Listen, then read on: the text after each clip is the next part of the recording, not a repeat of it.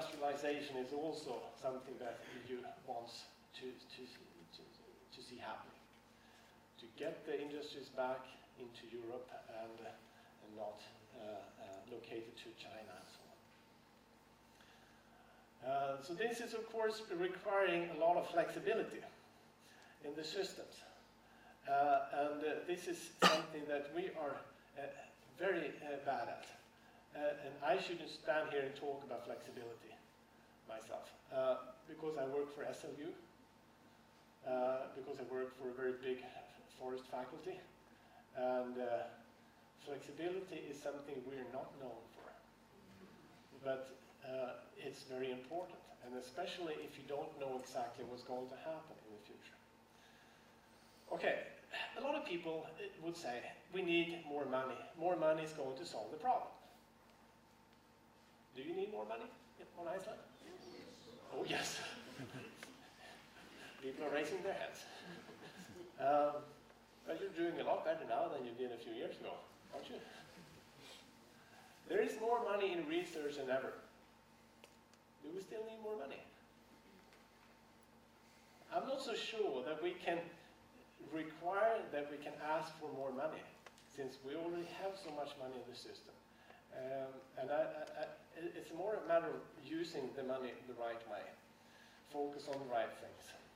And if you talk about research focus, we will get back to the research topics, but I can mention it here now.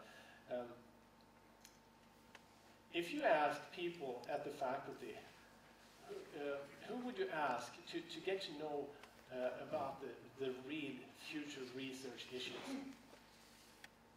You should ask the professors, right? They're supposed to have this split vision. They're supposed to have this helicopter view over the areas. They should know that they've been doing their trends analysis, and they can focus their research on the real things.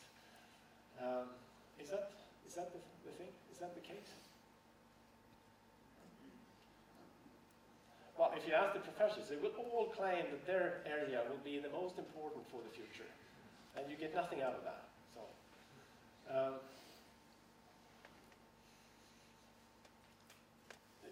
of course, we come into the to important questions here: whether the research as the scientific community should be independent or if it should be dependent, and so on.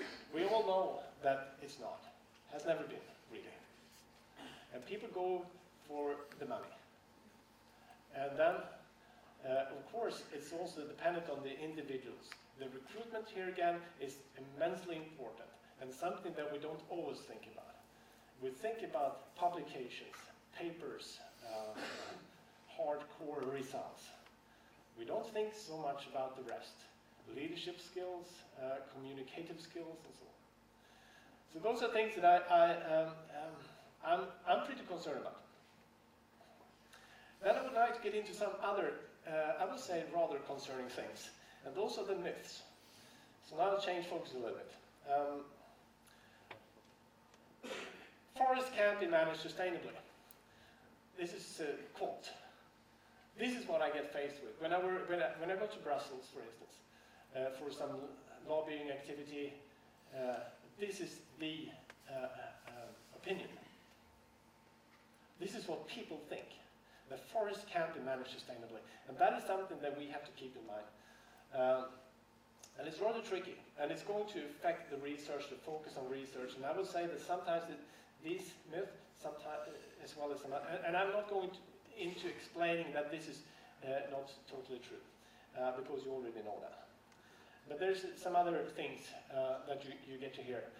It is better to leave the trees standing, also for the climate. There is an infinite carbon sequestration potential. But this is what people think. This is not what you think, I assume. But this is what people think. And this is, of course, very important for how money is going to be channeled through the system, tax money.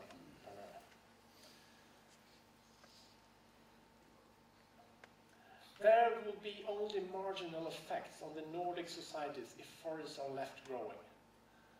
And to some extent, it's true that if you leave the trees standing,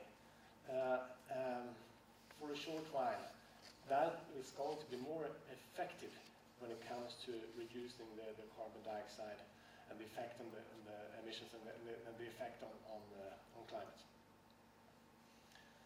But, as you know, if we would pause the forest industry for 5 to 10 years, what would happen? Total disaster in the Nordic countries. And this is something to keep in mind. This is also another thing that you get to hear very often. Biodiversity is threatened by forestry. So what do you do with that?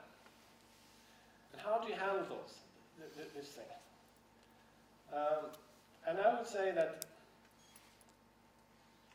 these previous slides, they're all wrong. Forests can be managed sustainably, but it's a matter of defining what sustainability means. And there, you would think that we have got through that. We've gone through that. We've been discussing that enough.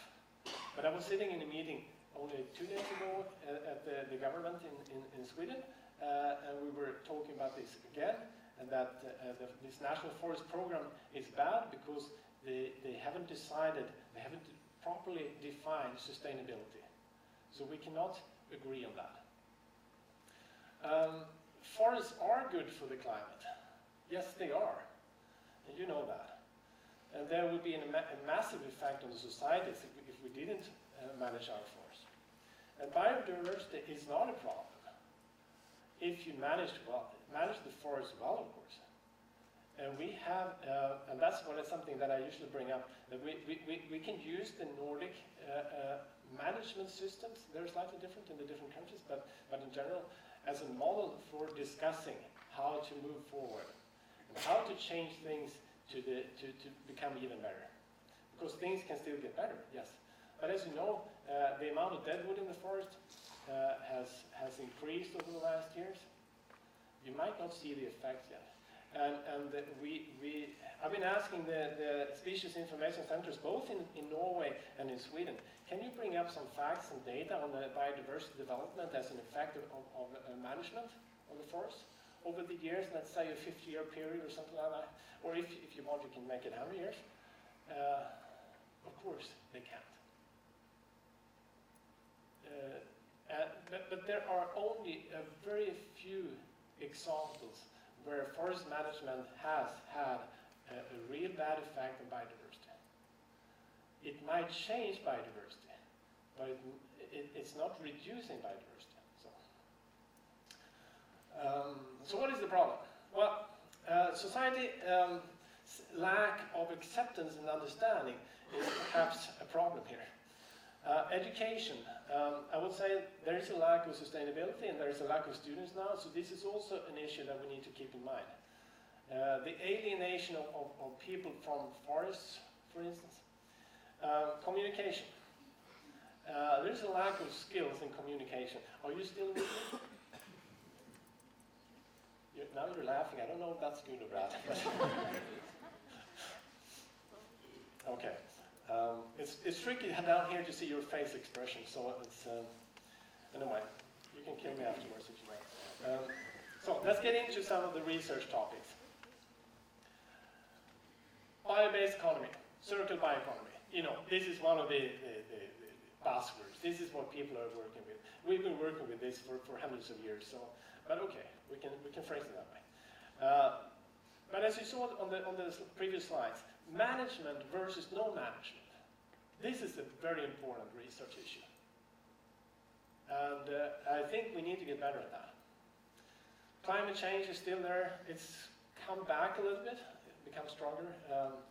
Resilience is of course here. And internationalization in itself is not a research issue, I would say, but it's very important when it comes to working with the other things above here. Maybe that's why I'm here also. At the faculty, we are focusing on a number of areas. Economy is something that is in the new strategy, in focus. It's not unique, I would say. Forest economy. Bio-based materials. People some of you might have been at this event in the autumn. And the women here are wearing, if I remember it correctly, it was a bioplastics material, 3D printed. So it was circulated and it was printed off with a 3D printer. Of course, bio-based materials is something that we are focusing on at the faculty. The whole university has that as one of those four focus areas that we're working with. And this is another of those that the faculty is focused on. Nature experience for better health. Okay, policy research. This is not a focus area for the faculty, but I think it should be. I think this is very important. And it's very strange that the forest faculty with 600 people do not have any research in forest policy. Do you agree? This is very important globally. This is going to affect what we can do and what we want to do and so on. And some of you might recognize yourselves on the pictures here. But invasive species is another of those areas that people are usually bringing up. With globalization, with the quick change and trade that we have, invasives becoming more and more important, coupled with the climate change that we're facing. Forest and water, another of those key areas that is usually stressed. And this, I think, is very important. New management methods. You might think that Swedes, they've gone crazy because of this picture that you have here, but this is from a research project. I do some research too. So. But anyway, new management methods. Going from monocyclic systems to polycyclic systems, which is not a strength of the Nordic countries, but I think to be able to work with ENGOs rather than against them, this is something that we have to work more with. We have been working with it. They have been working with this in Germany for a long time, of course, but still. Ecosystem services. This is my son, one of them. He was very engaged in explaining something very intricate to me, and I was taking the picture. He was very, very much into the ecosystem services and the fact that he was now in the national park of Stenshuvud in Sweden. But the ecosystem services, wherever they are, will be important and more important, I would say. And of course, with the ownership that we have in many of the Nordic countries, multiple purpose ownership or land use optimization will be also very important issues to work with. And this is my final topic, afforestation and restoration. And this is something, again, that is uniting the Nordic countries and the strength that we should continue to develop, and you're working hard on that on Iceland, we know. This is from Eagle Study, the area around. It could be a profile topic area that we could sell to the rest of the world.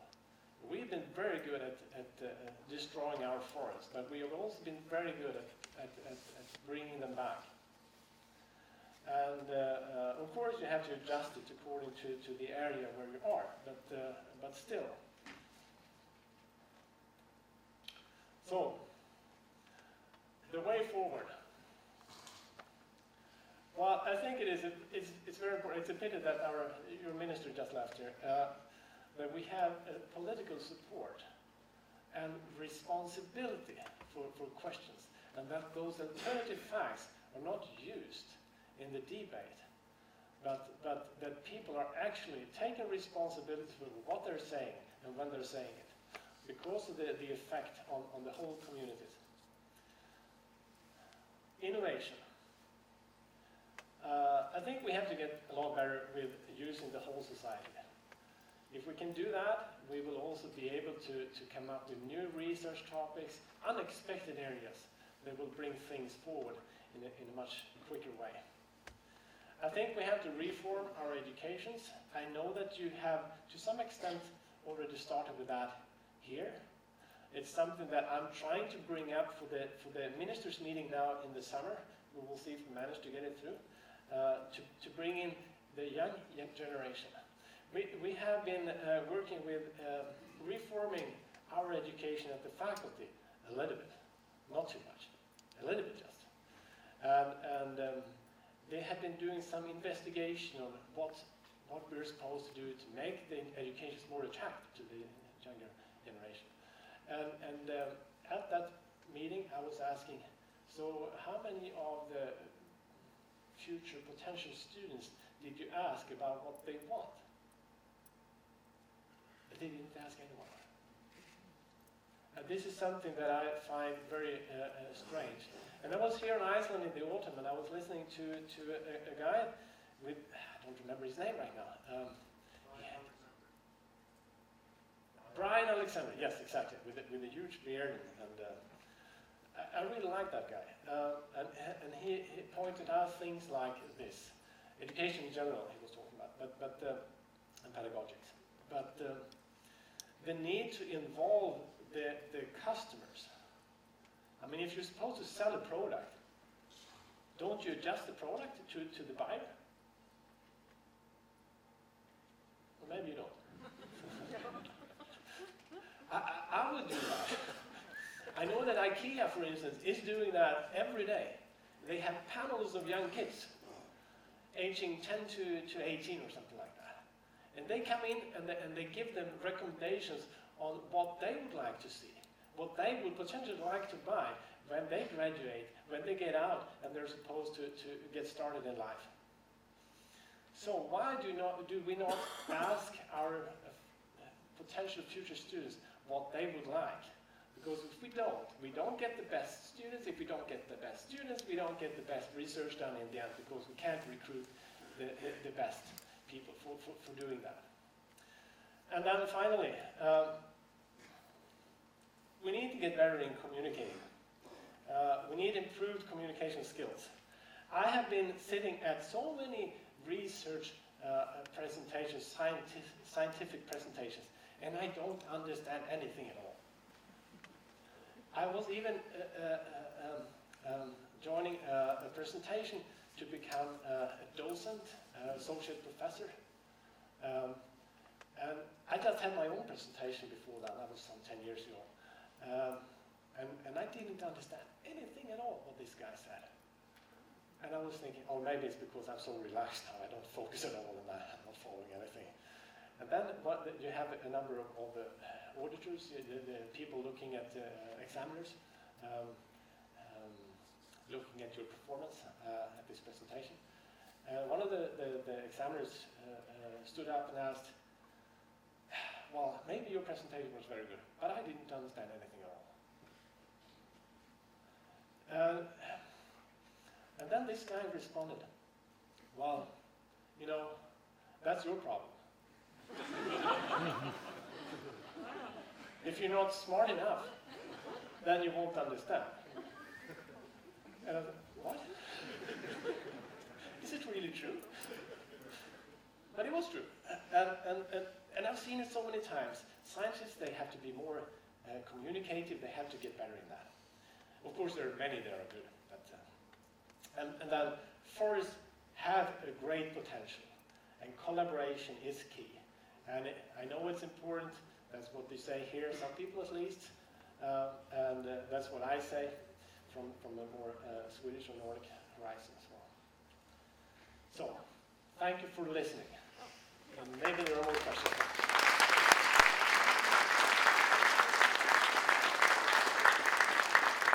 Thank you very much, Jonas. You had very many interesting points during your speech. I'm sure we have some questions from the auditorium. Erik einhverja fyrirspurnir? Did didn't understand me, maybe. You showed a picture of the stumps from your research, and I immediately thought, this is a research in art. Because the next step is to get some sculptors to make sculptures from those stumps. Is that right? No, that wasn't right at all. But to make sculptures of those to have some art installation in the forest. But you could think about it. We were, in this specific case, we were asking for slightly higher stumps so that we could, it's about stump treatment to prevent from heterobacidin infections on the stump surface. So to be able to have a controlled treatment, we want the machine to get rid of the worst and leave slightly higher stumps. And somewhere the communication went wrong here.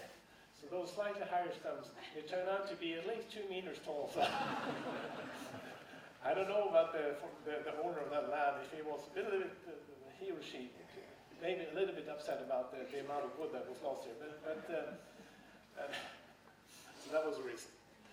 But you could, of course, think about doing, when you talk about new management methods, it's something that we've been trying to get money for, to create platforms for experimental and not experimental only, but also showcases in the Nordic countries, in cities or very close to the city borders. So they should be production forests for people to be in. And then you have to develop things, management methods that makes it attractive but still produces a lot of wood. But maybe it will come in the future. I've heard some initiatives that in certain areas that we have in Denmark close to Copenhagen. Er ykkur annar með einhverja fyrirspurn eða athugasemd?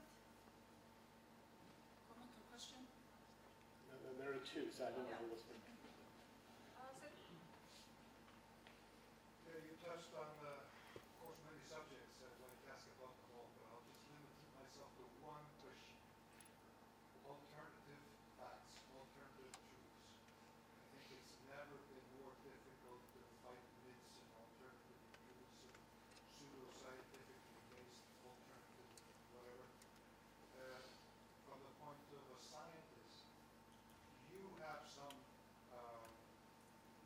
ideas about how we can try to answer the rumble in the jungle of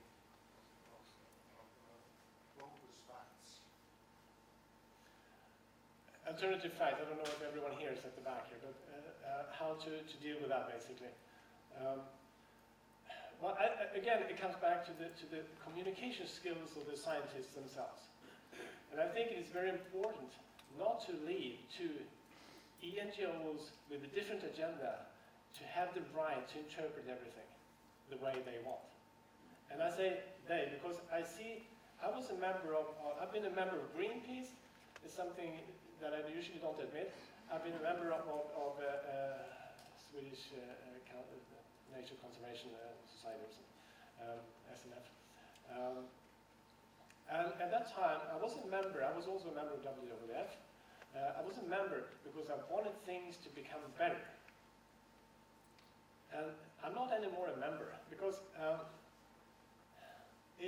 have a feeling that they're not working only for better the management of the forests, but they're working for members, for people to become members, rather than actually making things better in the forest. Because things have changed, things are changing, and things are getting better. We have so many, you can talk about certain cases, yes, there are always bad examples everywhere, but we have so many forest owners, private landowners, as well as companies that do actually try to manage their land sustainably from all various aspects. So again, it's very important that you communicate your results in a way that the public will actually understand them, the way they're supposed to be understood, and not leave that to the ENGOs. But if you, like my example here, do not care about the illiterate people, the idiots, which is basically the rest, don't care about them in your communication, you have big problems. Yes. Now, I think there was another question up there first. Okay, thank you, Jonas. You touched on very many different things, and one thing that is in discussion in Iceland is the use of forest or afforestation and water issues. And this is becoming a little bit bigger issue because of the planning sector is becoming more involved with our forest. Can you tell us a little bit about how this has been progressed in Sweden and what is the effect of the forest sector from the forest? Yeah, well, this is a big question as well. All of these separate issues and topics are in themselves very big, of course. I mean, maybe I'll touch upon the answer that you would like to hear, only briefly, I don't know. But right now in Sweden, one of the main issues is the damage that you make to the ground, to the soil, by using the machines out there. And climate change is not helping that, because we used to log in the winters. Well, we log all year round, but it was in the winters that you could do that without any major damage. And now you have too much rain, too long periods of the year, and the winters are milder and so on. So that is, of course, a big issue that people are working with. The companies are very active in that. Of course, you can talk about the flux of mercury and things after clear felling, and those things are also parts of what people are working with. But I don't know, it's a big question. So And then just the short one from Samson. I would like to ask you, how would you like to change the education question to achieve? I want it to be more interdisciplinary. I want forestry students to go out for periods of times when they study together with architects, they study with, depending on what the goal is for that individual student.